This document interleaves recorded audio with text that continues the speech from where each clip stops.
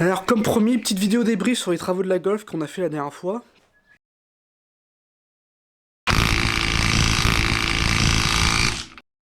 Il s'est quasiment passé un peu plus d'un mois par rapport à ces deux vidéos pour moi. Pourquoi il s'est passé plus d'un mois? C'est qu'en fait j'ai eu une galère avec la voiture. Rien de bien méchant mais assez chiant parce que ça m'a fait retarder tout ce que je devais faire de plus d'un mois. Et c'était pas de ma faute, j'étais obligé de subir encore des conneries des autres quoi. Alors déjà, en globalité, pour ceux qui n'ont pas vu la vidéo, je te laisse aller voir le lien qui est là-haut. Donc, on avait fait le train avant avec les nouveaux combinés filetés. Ça s'est plutôt bien passé. La géométrie a été faite nickel. Depuis, le véhicule roule droit, elle est confort, elle tient la route. Enfin, tient la route. Ça reste une Golf, hein. Mais voilà, pour tous les jours, elle est juste parfaite. Là, c'est nickel. J'ai fait aussi le commodo de clignotant qu'on a réparé. Parfait, j'ai pas eu un seul faux contact depuis. En plus, à l'utilisation, le Komodo est beaucoup plus souple, beaucoup plus smooth. Le graissage lui a fait que du bien. Et le dégivrage arrière, eh ben, il a marché une fois, un matin, et depuis, il a plus marché. Donc je regarderai ça plus tard, franchement, j'ai pas envie de faire d'électricité. Déjà, avec ce machin-là qui me prend du temps, j'ai pas envie d'en perdre en plus pour un dégivrage que en plus j'utilise jamais. Parce que là où elle est garée, je suis garé entre trois murs. Et du coup, elle est à l'abri du vent, elle est à l'abri de tout. Et même quand il fait très froid, elle gèle jamais la voiture. Donc c'est uniquement quand il pleut et qu'il y a de l'humidité. Et encore, on peut se débrouiller sans. Et du coup, la galère qui m'est arrivée, c'est que quelques jours avant de la présenter au contrôle technique, j'ai un ou voire même deux poussoirs hydrauliques qui ont lâché.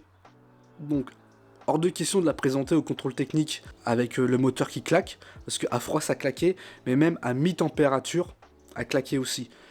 Donc je dis, pas question. Je présente le véhicule au contrôle technique en état, sans souci. Donc je commande ça sur un célèbre site que tout le monde connaît, allemand, un gros grossisseur de pièces. Je dirais pas le nom, parce que franchement, ce que j'en pense. Donc j'ai commandé les poussoirs nickel, bon ça a été la bonne référence, venant d'eux, c'est déjà très bien. J'avais la totalité aussi. Ça m'est déjà arrivé de commander des poussoirs hydrauliques et de jamais recevoir le nombre exact de ce que j'avais commandé et de partir dans des demandes, relivraison, livraison, relivraison. À la fin, soit on a toujours pas assez ou soit on a 10 fois trop des poussoirs et que ça traîne de partout. Et j'ai aussi commandé le joint de cache-culbuteur. À savoir que sur mon moteur, on va aller voir, j'ai changé le joint de cache-culbuteur. Bon, allez, on va aller voir ça directement, ça sera plus simple pour voir.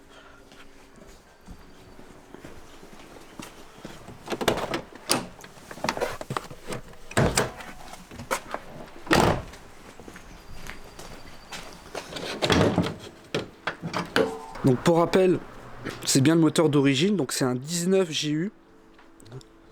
D'ailleurs, on voit bien la petite confirmation ici. Juste là. Donc ce qu'il faut savoir, c'est que sur ces moteurs-là, quand je les refais, au niveau du joint de cache-culbuteur qui est présent ici, normalement c'est un joint en liège. Donc joint en liège, j'en avais commencé à en mettre un, mais c'est de la vraie saleté ces trucs-là. C'est jamais étanche, même quand c'est neuf, ça fuit. Donc moi qui voulais avoir un moteur propre, comme on peut le constater, hein, qui est même plutôt très très propre, et bah du coup j'ai fait la conversion. J'ai changé ce joint. À savoir que ce joint caoutchouc, il est fabriqué en fait, c'est une plaque en métal, je sais pas quelle matière, mais c'est une plaque en métal, enrobée de caoutchouc pour l'étanchéité. Et il est rigide ce joint.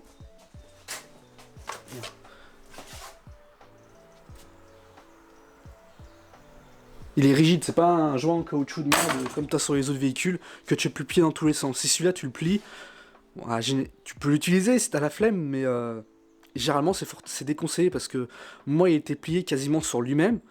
Et du coup la matière en ferraille, bah, quand tu le plies, elle se détend. Et le caoutchouc autour, il se détend aussi. Donc au final, t'as ton caoutchouc qui est légèrement plus grand. Et quand tu le serres sur sur la culasse, ça peut provoquer des problèmes d'étanchéité. Et moi, étant donné que mon moteur est relativement propre et quand je l'ai refait, je suis parti dans l'objectif de garder un moteur clean sans fuite, ce qui est d'ailleurs assez compliqué sur ce genre de moteur, je voulais pas remonter. Du coup, j'ai fait une demande Voilà, je leur ai expliqué mon problème, le joint il est tordu, vous êtes des branleurs, vous avez fait quoi? Le mec qui fait les cartons, il a pas vu que le joint, il est dans un carton plat, il est fait pour pas être plié. Bon bref, ils l'ont plié. J'ai refait une demande. Le deuxième joint que j'ai reçu était aussi plié à son tour, mais beaucoup moins. Cette fois-ci, il était pas plié sur lui-même, mais il était légèrement plié.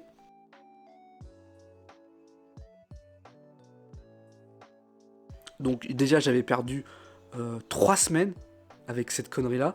Parce que moi, quand je commande chez eux, j'ai toujours une semaine de latence avant de recevoir mes pièces. Quoi qu'il arrive, toujours cette semaine-là.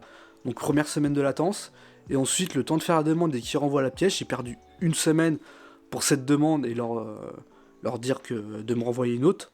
Et après, encore une autre semaine de latence pour recevoir la prochaine pièce. Donc du coup, au bout de ces 3 semaines-là, j'étais déjà assez saoulé de perdre autant de temps à cause des autres. J'ai vite fait les travaux. J'ai fait ça un vendredi après-midi. J'ai appelé direct mon centre de contrôle habituel et je lui ai demandé si on pouvait faire le contrôle parce que vu que j'avais déjà perdu un mois, et ben j'avais un mois de retard sans le contrôle. Donc je l'appelle, il me prend rendez-vous pour le samedi matin, milieu de matinée. Donc j'y vais, juste avant d'aller au contrôle technique, on file laver la voiture parce qu'elle n'était pas très propre à l'intérieur. Prenez l'habitude de nettoyer votre voiture, que ce soit extérieur, intérieur et surtout le sous-bassement. Nettoyez votre sous-bassement. J'ai travaillé dans ce milieu-là, je te garantis que quand tu vois une voiture qui est dégueulasse et qui aurait suffi de 10 minutes pour la nettoyer, déjà ça te fout les boules. Quand t'as passé une journée à contrôler des voitures, toute la journée, et que tu vois que des voitures dégueulasses, je te garantis, quand tu vois une voiture propre, c'est agréable, ça fait plaisir. Donc déjà, tu pars avec des bons points avec le contrôleur, et si t'as 2-3 trucs bancals sur ta voiture, franchement, ça fera... T'as moyen d'éviter la contre-visite. Donc au final, le contrôle technique, il est passé, nickel. Je vais te prendre les rapports, je vais te montrer ça tout de suite. J'ai le rapport d'ailleurs de la géométrie et du contrôle technique. Hop, ils sont là.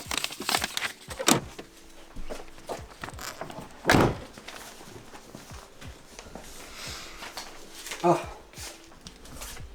c'est le bordel. Bon, je te nettoie ça tout de suite. Petit tour de magie. Bon, finalement, j'ai la flemme de faire le ménage. Bon, là, on a le rapport de la géométrie. Donc, on va pas tout regarder en détail, mais on va regarder en fait le récap. Finalement, le carrossage, c'est ce qui me faisait le plus peur. Bah, en fait, il était pas trop mauvais. Donc là, vous avez avant. Donc, c'est au moment où le véhicule a été présenté avant les modifications de géométrie. Donc, j'étais à moins 0,6. Bon, la chasse, on s'en fout. L'inclinaison de pivot, on s'en bat les couilles. C'est surtout le parallélisme. On peut voir que j'étais à 1,48. En fait c'est énorme. Donc 1,48, c'est du positif. Donc positif, ça veut dire que c'est du... je crois que c'est marqué là. C'est-à-dire que le véhicule avait du pincement. Donc en fait, du pincement, donc là, c'est l'avant du véhicule. Pincement, ça veut dire que j'avais les roues du véhicule, grossièrement, il faisait ça. Donc tu m'étonnes que ça tenait pas la route. Donc du coup ils ont refait un para et là ils m'ont mis une légère ouverture. Donc c'est nickel, c'est ce que je préfère sur un véhicule, c'est d'avoir un petit peu d'ouverture. Donc étant donné que c'est un petit 90 chevaux, on s'en fout que ça ouvre un petit peu, hein, c'est pas la puissance qui va tirer sur les trains avant. Ça va très bien. Mais ouais non, sinon mon pifomètre au niveau du carrossage, au droit 1,5. 1. Non, j'étais bon. Bon, t'as les zones correctes qui correspondent pas, parce que moi, la mienne, elle est rabaissée, donc forcément, le carrossage sur un véhicule rabaissé, il est plus bon. Ensuite, le rapport de contrôle, bon, je cache les infos quand même importantes, mais comme tu peux voir, pour une voiture de 30 ans, il n'y a pas grand-chose. Donc, qu'est-ce qu'on a? On a les flexibles de frein à l'avant qui ont commencé à craqueler, donc ça, on va les changer. Je crois que je les ai même d'ailleurs en stock. Essuie arrière, fixation arrière droit et arrière gauche, c'est les gros caoutchoucs de train qui commencent à mal vieillir. Et transmission, j'ai un soufflet de cardan qui commence à se déchirer. Il est pas percé, mais c'est au niveau du collier sur l'arbre en fait qui s'est desserti. Comme tu peux voir, au niveau du ripage, on est à 0.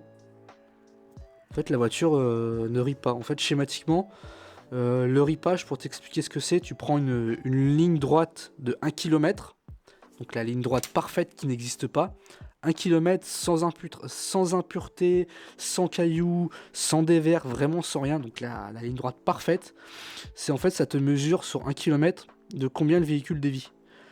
Soit en plus, soit en moins. Donc c'est souvent dû soit au pneumatique, soit à une mauvaise géométrie, enfin il y a plein de paramètres qui peuvent rentrer en compte. Mais là étant donné que j'ai des pneus nickel neufs, qu'à sorte géo, bah là franchement on peut pas réclamer mieux. Au niveau des amortisseurs arrière, aucune désymétrie à l'arrière. Amortisseur avant, aucune désymétrie, 3% entre la droite et la gauche. Franchement c'est nickel. Les forces verticales, ça c'est le poids du véhicule. Le freinage, toc toc toc, efficacité globale 70%, parfait. Frein de stationnement, on est à 25%, c'est nickel. Pollution 0,30, et les réglages de feu, bah, franchement pour une voiture qui a 30 piges, c'est nickel.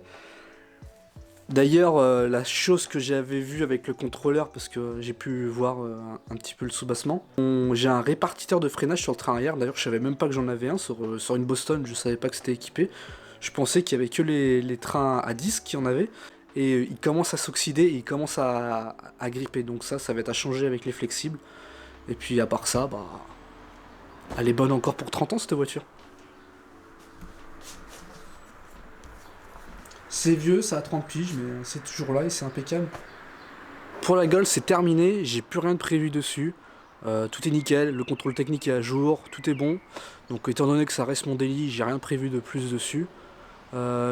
J'avais peut-être prévu un passage à l'éthanol au prix du carburant, parce que au moment où je tourne la vidéo, rappelez-vous, c'est le plein, non le plein, le litre à 2,20 €, 2,10 €. Donc ça pique un petit peu d'aller tous les jours au boulot en Golf en ce moment. Donc je t'avoue que j'ai repris mon vélo pour tourner au boulot. Et finalement c'est pas le plus mal. Et puis ça permet de faire des économies pour cette charrette là. Parce qu'elle va m'en bouffer des thunes là. Donc si je fais un passage à éthanol sur la Golf, je vous ferai une vidéo parce que j'ai presque tout ce qu'il faut. Mais si j'arrête de rouler avec tous les jours, le passage à éthanol est forcément déconseillé à cause de l'humidité et j'ai pas envie de faire oxyder mes gicleurs et quoi que ce soit. Donc si je la reprends pour aller au boulot en délit, je la passe à éthanol. Si je continue d'aller en vélo, il n'y aura pas de passage à éthanol. Et si je décide de le faire, vous inquiétez pas, je vous ferai une vidéo. Sur ce, je vous dis à la prochaine. So please, sarapakarai, guys.